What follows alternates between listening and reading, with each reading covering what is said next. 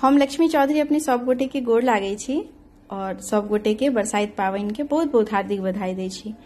आई हम एकटा साझक गीत लऽ कऽ उपस्थित छी।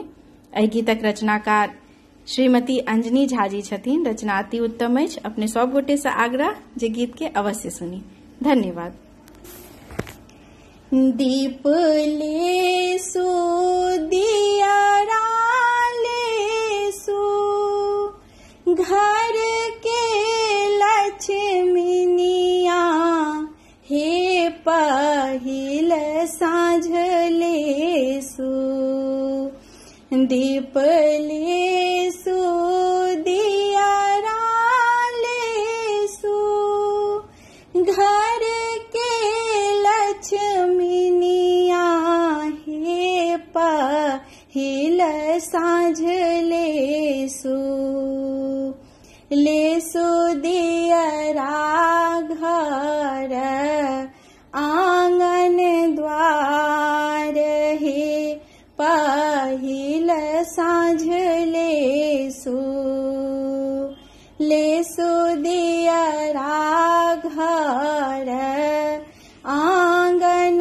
द्वार हे पहिल साँझ लेसु कथी के रांदी पाका थिए सोत बाती हे पहिल साँझ लेसु कथी के जरब दियरा तेल हे पहिल साँझ लेसु कथी के जरब दियरा तेल हे पहिल साँझ लेसु सोना के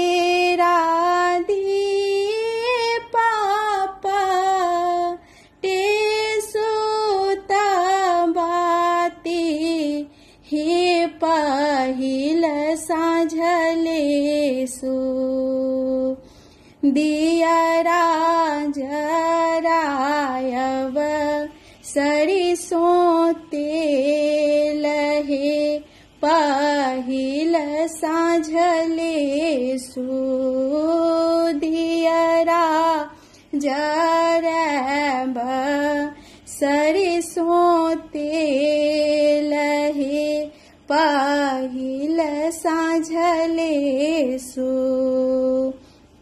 जरा लागल दीपा मका लागल बाती हे पहिल साँझ लेसु खेला लगले संझा मैया राती हे पहिल साँझ लेसु खेला लगले संझा मैया राती हे पहिल साँझ लेसु दीप लेसु दियरा लेसु घर के लक्ष्मीनिया हे पहिल साँझ लेसु ले